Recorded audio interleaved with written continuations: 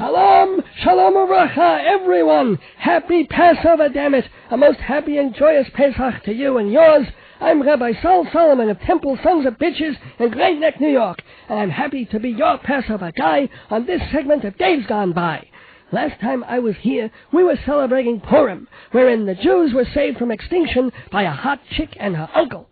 This time, the Yehudim were saved from a fate almost worse than death. Eternal slavery by a stuttering little fella named Moses, his faithful brother Aaron, and a little help from you-know-who. I think we all know the story. After Joseph, the guy with the shmata of many colors, after he did so much good for Egypt, he settled there. And his brothers settled there, and they told two friends, and so on, and so on, and so on, until the Jews made up a significant portion of the population. The new Pharaoh was a bissel nervous about this, but rather than exile everybody, he figured, hey, free labor, there's no union, no workman's cycle, let's make them slaves. So, the Jews were put to hard labor building the pyramids and the roads and doing touch-up work on the Sphinx. But they were cruelly treated, working from morning till night, not enough food, long lines at the bathroom, yet they still found a way to keep multiplying and making more Jews. So, Pharaoh demanded that all male Jews' children be cast into the river. Splash! One of these kids was a little baby whose mama gave him a chance. She put him in a tiny waterproof basket and pushed him into the bulrushes. Why the bulls didn't rush out and trample him, we'll never know. But instead, he was found by Pharaoh's daughter while she was bathing in the stream. She named him Moshe, or Moses, 'cause he moseyed down the stream into her arms. And the queen saved him and raised him as her own, and he became an upstanding member of Egyptian society. He saw a taskmaster brutally whipping a Hebrew slave with a cat o' nine tails. Moshe was outraged at this use of a deformed pet to hurt someone, so he slew the Egyptian, and then he ran away. While he was gone, he went wandering and came upon a burning bush. He told bush to go and dig a rock, he'd feel better. But then he came upon a second burning bush. Burning, but it wouldn't be consumed, for that bush was God, who told Moses to tell Pharaoh to tell the children of Israel they could leave. Moses, who had a bit of a lisp, took his brother Aaron along for support. Ironically, Aaron had also seen a burning bush that morning and tried to consume it, but his wife said, "No, you go with your brother, I'll just use my toy." The two siblings arrived at Pharaoh's palace and were greeted with hatred and derision, which Moses promptly reported back to God. And Hashem said, "This guy doesn't know what he's fooling with. I'm going to give you some magic tricks. Go, do the Copperfield thing. Tell me how it comes off." So, Moshe went back to Pharaoh and changed his stick into a serpent. That's not a metaphor. And some other cool things. But Pharaoh had a guy who could sit buried in an ice block for days, and another conjurer who could hang from his nipples indefinitely, so it wasn't impressed. "That's it," said God. "I gave Pharaoh a chance. Now I'm going to give him 10 chances, each one uglier than the last, and he won't budge for any of them until the last one." And Moses said, "God, you could have saved me a bunch of trips back and forth if you just did the last one first." But God said, "Don't be a smarty tunic, Moses, or you won't see the promised land." So Moshe and Aaron went back to Pharaoh, back and forth to Pharaoh, visiting him 10 horrible plagues upon him. We remember those plagues at the Seder, spilling drops of Manischewitz out of our glasses at the misery each affliction must have caused the Egyptian people. The first couple were manageable. Blood, frogs, that was probably kind of cute. Little froggies everywhere like the shower in the movie Magnolia. Then lice, flies. Weird that he does lice first before flies, since lice sounds a lot worse than flies, unless you're Chinese, in which case you used to fly lice. This bad pun was brought to you by the Dave's Gone By show.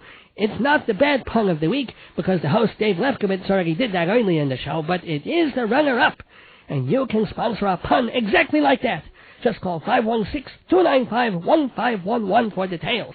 What better way to promote your message than to have someone like me shout it at someone like you? So call 516-295-1511 to find out how you can sponsor the bad pun of the week and or its runner-up. Anyway, back to the plagues, which we can imagine were hideous, even though they sound a little odd to modern-day ears. like that cattle disease, wherein, or why the swarm of locusts came after all the hailstorms. I mean, after hailstorms, what would be left to eat? So, to make the concept of the 10 plagues more immediate, more tangible to the modern listener, I've come up with a different list of pestilences. A new top 10, as it were. It's not meant to replace the originals, chas v'chalil, but just a way of getting you to imagine how relentless, how blechy, how terrifying this must have been. So, these are Rabbi Sal's 10 scourges. Number 1, roaches, icky little disease-carrying bugs. They cause emphysema. They may be responsible for this new SARS virus. You kill one, there's 3 more to take their place. I know my wife. If she were Pharaoh and that were the first plague, forget it. The Jews would be out of Egypt so fast, the matzah would still be dough. Scourge number 2, paper cuts. Imagine falling naked into a pile of scattered sheets of 20-pound bond paper, and each time you move, you cut yourself. And then every 5 minutes, Hashem pours grapefruit juice on you. Not very nice, huh? Huh? Plague 3. Those little rectangular advertising cards they put in magazines. Every time you open a book, a newspaper, a diary, there's one of those on every page. And even if you shake them all out into a garbage can before you read, it doesn't help, because every other page has those perfume sniff things in it. Every book in your house will stink like the fragrance counter at Macy's. And the only thing worse than that is the stench of your own vomit when you're so nauseous you can't stand it anymore. Scourge number 4, Home Shopping Network. Every single channel on your television dial. I know, we're almost there already, but not one item under $200, and Joan Rivers on every 3rd program naked. And the only way she'll put her clothes back on is if everybody buys her grotesque jewelry, so everybody does. Plague 5, intestinal gas. Not just the plus, but the cramping, the bloating. Every single person on the Long Island Railroad, every co-worker on the elevator, letting off enough gas to put Key-Span out of business. And then everybody starves and freezes to death because no one dares light a match. Roaches, cuts, inserts, Joan Rivers and gas. Sounds grisly, huh? But those are just the first 5. With 5 more to go. This is what we in the Torah biz call a cliffhanger. So you're going to have to wait to hear the other 5 until after this important announcement. Broadway, off-Broadway, cabaret. These are magical words, conjuring up an oilam of great entertainment. If you want to know everything about what's happening on the stages of New York, you need to get Performing Arts Insider magazine. For 60 years, Performing Arts Insider has been a Bible of the industry, Old Testament only. It tells you when shows are opening and closing, what they're about, who's in them, who wrote them, designers, producers, managers, box office info, everything you need to know about theater, opera, and dance, all the things Jews go to. As the chief rabbi of Melnik once put it, Performing Arts Insider is a godsend, all the facts at your fingertips. For more information, how to subscribe or get a sample issue, call 516-295-1511 or go to www.totaltheater.com and click on Performing Arts Insider. We're back! I hope you were paying attention to the ad, because I'll wish a plague on anyone who wasn't. If you just joined us, what the hell were you waiting for? What, were you watching The Simpsons with your finger in your tuchus and you forgot to turn on the radio? Damn it, this is the Dave's Gone By show, and I'm Rabbi Saul Solomon, celebrating the Passover holiday with you by telling the story of the Exodus from Egypt and the 10 plagues that befell Pharaoh's kingdom. Since the original plagues are a touch old-fashioned, I've come up with a list of alternate plagues, contemporary plagues, so that listeners understand the kind of revenge Hashem deals out when he's mad. The first 5 were cockroaches, paper cuts, unbound rectangular cardboard magazine advertising insert, home shopping network, and rectal vapor. We continue with scourge number 6. Freezer burn. All your meat, all your ice cream, all your TV dinners, they all taste like someone basted them with nitrogen. And that's before your wife cooks them and make them taste like she burned them with nitroglycerin. Plague 7. Militant Arabs. Oh, sure, we slew a few in Iraq, and the Israelis are getting tough on Hamas. But imagine walking down the street, and everywhere you look is a kid throwing a rock, a woman wearing a burqa shrieking at you, a man with a grenade in his knapsack, and you don't even live in West Hampstead. Plague number 8. Prostate cancer. What Jew can't relate to prostate cancer? Well, maybe the women, but other than that, a little Forgive me, I'm losing it here a little bit. But a little sack behind your matzo balls and you're swimming halfway to the graveyard. And your proctologist is a former professional wrestler with big meaty hands. And he wears welding gloves because the rubber ones keep getting torn up by his long, dirty fingernails. The 9th plague, oh, this is a bad one. Never-ending dental work. Yes, every other week for years. That little sucky thing in your mouth going... and the Novocaine and the picking at the gum line, and every time he finds another cavity under the filling. I don't care how much God hardened Pharaoh's heart.